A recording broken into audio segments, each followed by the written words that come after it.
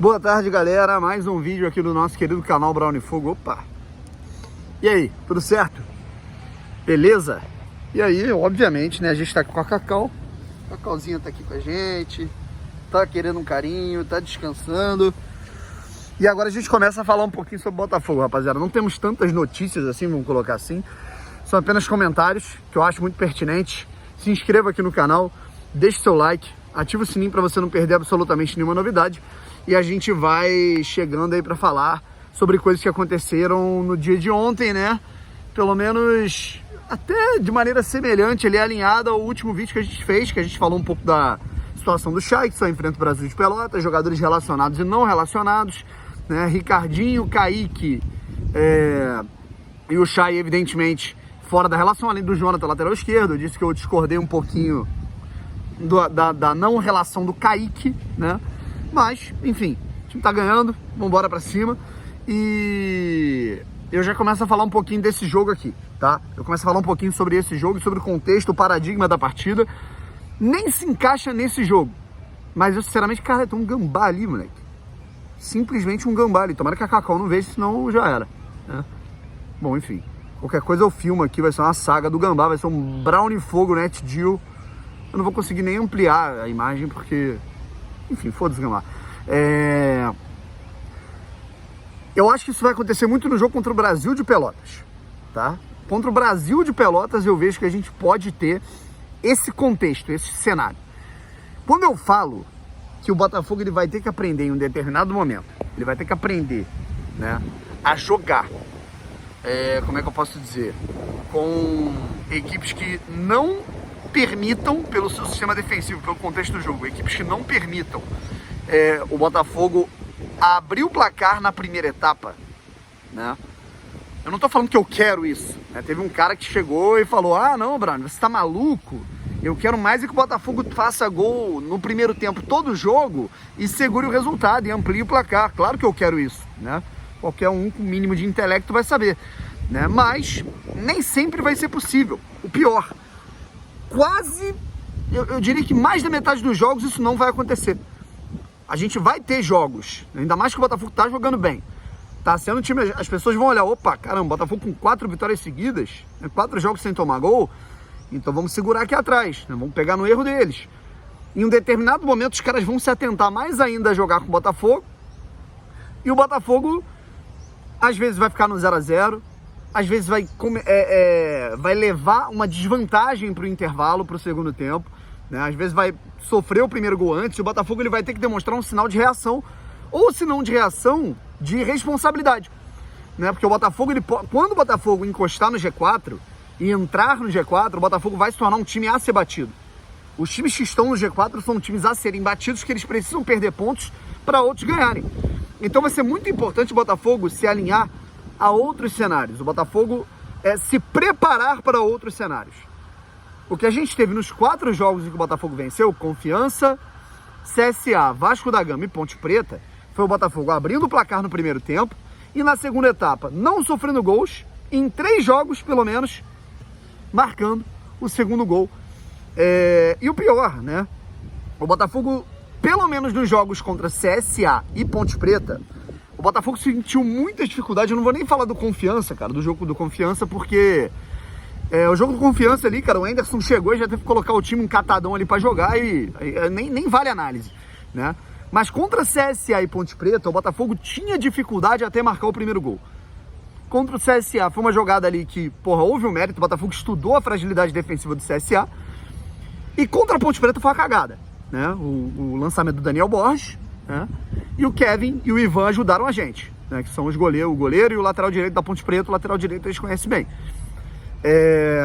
E nem sempre a gente vai ter essa sorte, certo? Até o primeiro gol da Ponte Preta, o Botafogo passava dificuldade para jogar. E o pior de tudo, né? O melhor, na verdade, o Botafogo, a partir do momento que faz o primeiro gol, ele começa a jogar muita bola, porque a responsabilidade não tá mais com ele. O Botafogo ele faz com que a defesa adversária tenha que se expor um pouco mais, e aí toca a bola muito bem, pega o adversário desguarnecido e consegue marcar o segundo gol, colocar a bola na trave, criar oportunidades. Contra o Vasco foi isso, cara. O Botafogo perdeu 2 gols, colocou a bola na trave, conseguiu fazer o segundo gol. Contra a Ponte Preta é a mesma coisa. Colocou a bola na trave, marcou, tentou 2 oportunidades, marcou o segundo gol. Contra o CSA também teve bola na trave. Então, isso eu fico muito feliz, que o Botafogo no segundo tempo, com a vantagem debaixo do braço, o Botafogo produz mais, né? E se com o Chamusca a gente tinha o medo, quando o Botafogo fazia um gol, a gente tinha certeza de que o Botafogo ia recuar, e era muito grande a chance do Botafogo sofrer um empate ou até a virada, com o Henderson a gente sabe que fazendo 1-0 a gente fica tranquilo. Mas eu acho que a gente tem que se preparar para o contexto de, às vezes, não conseguir marcar o primeiro gol, né? Ou seja, martelar com paciência, né? Até um resultado em que o placar for muito magro, beleza?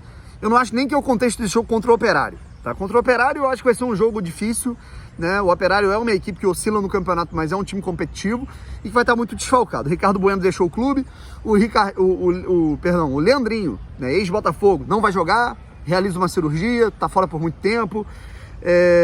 O alemão tá fora, né? Então são 4 ou até 5 desfalques da equipe do Operário. O Botafogo tem que aproveitar essa oportunidade.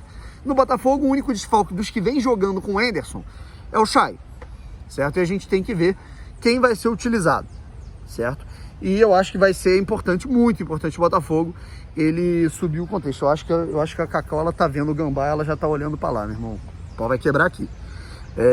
E aí, o que eu penso, né, é que, claro que seria maravilhoso uma vitória para o Botafogo encostar mais ainda, né, mas eu não acharia horrível um empate, sabe, eu não sei vocês. Outra coisa que é muito importante, que eu gosto, que é o ídolo falando, é o ídolo tendo presença. Falo de Gerson Canhotinha de Ouro.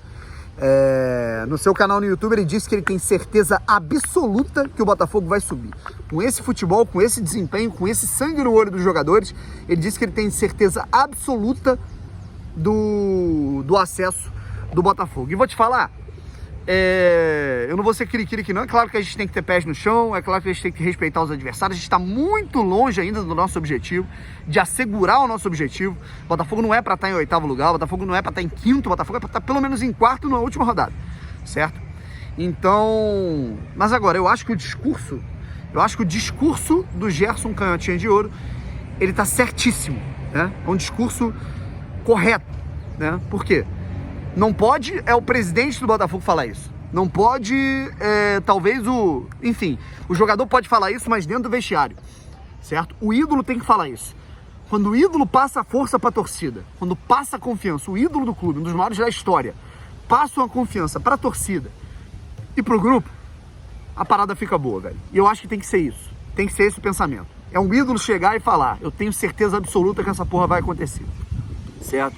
Então demonstro total alinhamento com esse discurso do Gerson Canhotinha de Ouro. E para fechar o nosso vídeo aqui, eu quero falar um pouquinho sobre arbitragem, né, cara? E não necessariamente sobre o jogo do Botafogo. Eu não sei se vocês viram ontem, eu não vi, mas eu fiquei sabendo. No jogo, na hora, tá rolando São Paulo e Palmeiras Libertadores, obviamente que eu vi esse jogo, né? Mas Vasco e Vila Nova jogaram, o Vasco venceu por 1-0, né? Mas eu não tô aqui para falar do jogo do Vasco, não. Tô aqui para falar da arbitragem. O tal de Felipe Fernandes foi o árbitro. E ele hostilizou os jogadores o tempo inteiro. Foram 11 cartões no total do jogo todo, falando que explicação ele tinha que dar para a esposa dele e que os jogadores tinham que calar a boca. Gritou para todos os jogadores, vocês estão acostumados com árbitro de Série B, quem manda aqui sou eu. Sendo que ele é um árbitro de Série B. Ele é um árbitro que não tem credencial da FIFA e ele tem menos de 30 jogos em toda a sua carreira na Série A, né? Então ele é um árbitro de Série B, né? E mesmo que não fosse, né, ele tá ali hostilizando companheiros da própria profissão, né? Ele fez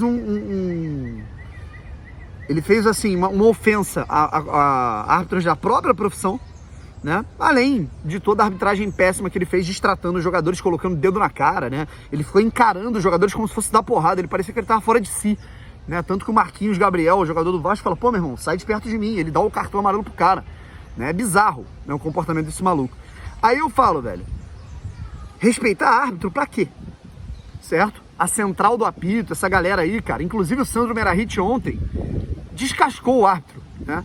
Mas eu acho que ele descascou o árbitro porque ele falou mal de outros árbitros, senão ele não falaria nada, né? Esse foi o único motivo, eles são corporativistas, né? Aí eu falo, como é que a imprensa que apedrejou o Anderson Moreira pelo comportamento dele, né, no jogo contra o Confiança, que tá errado, né? Mas como é que não faz isso, sabe? Será que esse é um comportamento errado mesmo? Porque todo mundo se trata assim. Todo mundo. O quarto árbitro fala assim com os outros, o árbitro fala assim com os outros, o técnico, o jogador, né? Então todo mundo ali tá errado. Como é que você vai respeitar uma profissão que ela não respeita ninguém? Quem conhece árbitro de futebol sabe como é que eles são, cara. Certo? É por isso que eu falei aqui no meu vídeo. O Anderson tá errado em falar o que ele falou, mas eu não sei o que o quarto árbitro falou pra ele antes, né? Eu não sei que quarto árbitro cantou no ouvido dele baixinho do jeito que eles gostam de fazer. Esse, pelo menos, é espalhafatoso. O árbitro do jogo do Vasco, né? Enfim. Respeito é pra quem tem, cara. Então, sinceramente, cara, tem que peitar mesmo, né? Tem que partir pra cima, porque esses caras partem pra cima, eles crescem pra cima dos jogadores durante o jogo, né? E como respeitar a arbitragem? Como é que respeita esses caras? Eles mesmos reclamam da falta de profissionalização da arbitragem, da falta de recursos. Mas a própria comissão de arbitragem, né, cara? Os próprios árbitros, eles são contra a profissionalização. Porque, em grande maioria, eles vão ganhar menos dinheiro. Como é que respeita eles, cara? Então, é isso, cara. A arbitragem do Brasil, né? O pessoal tá colocando isso como se fosse uma exceção. A arbitragem do Brasil é isso aí, certo? Não tem nenhuma diferença. São todos iguais. Esse aí é um deles. É isso, gente. Beijo. Fui.